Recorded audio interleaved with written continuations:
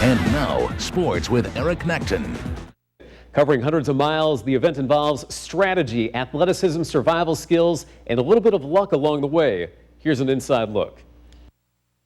When you guys sleep during this race, what does it look like? It's the only sport you'll find where a cement street curb doubles as your pillow. You can't even imagine what it would be like.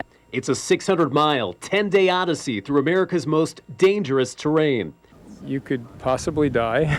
Sleep deprivation comes with the territory. I've known other racers to talk to their hallucinations. Dreamt up in the 1990s, the annual event is known as Primal Quest. The week-and-a-half-long expedition includes kayaking, rappelling down canyons, mountain biking, running through woodlands, and several other unexpected challenges. They can throw anything at you, even all the way up to like rollerblading and scootering. Covering land where dinosaurs once tread, this year's race heads to the infamous South Dakota Badlands, where spelunking, also known as caving, will be part of the lineup. Awesome. Racers compete in co-ed teams of 4 with just enough supplies to make the journey. Reading anesthesiologist Tom Thomas heads up a team of all North State athletes this year. He says Primal Quest is one of the fastest ways to see America. How much more fun can you have?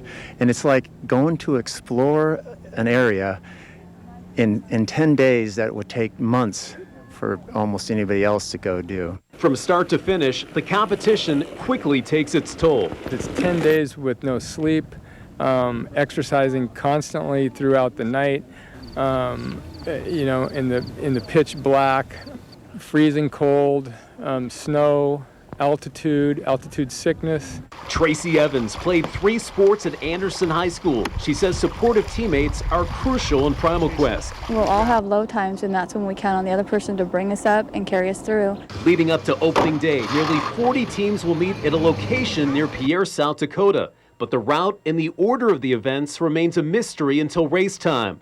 Keeping athletes guessing, competitors may be transported up to 150 miles away from headquarters to a secret starting place. I have an idea what I'm getting into precisely. No. Teams get their maps shortly before the start, and that's where critical decisions begin.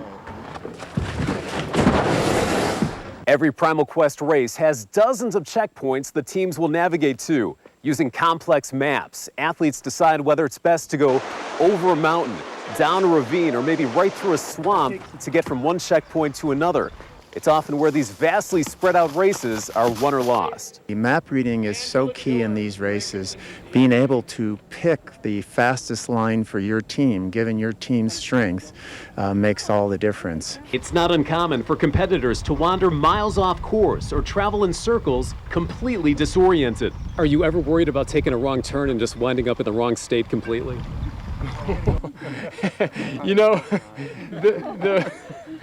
The race is so long that you are going to make mistakes.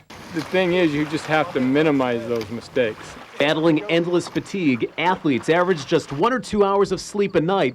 Some teams have gone as many as 7 days without sleeping. We were riding right along the river. It was about a 40-foot drop to the river. And the only place where there was trees, she had gone off the road into the branches of the trees. I was asleep.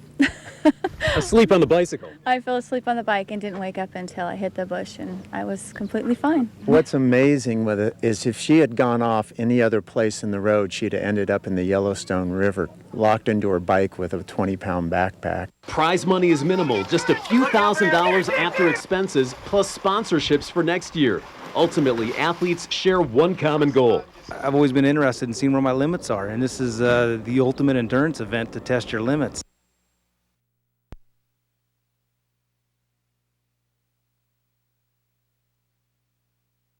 On this type of a course, and you just learn, you get better. The experience is something that you